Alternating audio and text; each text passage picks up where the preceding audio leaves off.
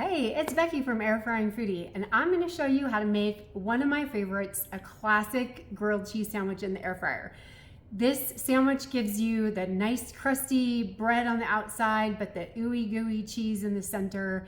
And you only need a few ingredients to make this, and depending on the size of your air fryer, you can make up to 4 sandwiches at a time, which is great when you need to feed a big crowd. So grab your ingredients and follow along, and I'm going to show you how to do this. It's super easy, so here we go. Depending on how many sandwiches you want to make, grab 2 slices of bread for each sandwich. So I'm making 4 sandwiches, so I have 8 slices of bread and 4 slices of cheese. I'm going to use butter, but you can also use mayonnaise, which I've heard is really good on these sandwiches as well.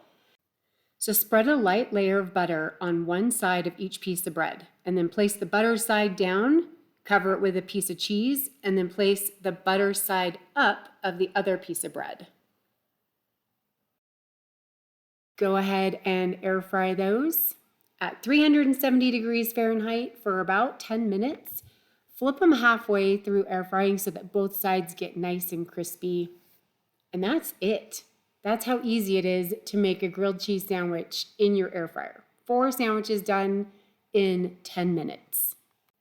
You can also change up the type of bread you use, and if you don't want it as crispy, I like mine kind of crispy, so if you don't want them as crispy, don't do it for as long. Take a minute or 2 off of that time.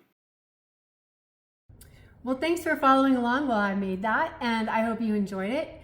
Be sure to serve that up with some yummy warm soup like tomato soup or even just a salad for a complete meal.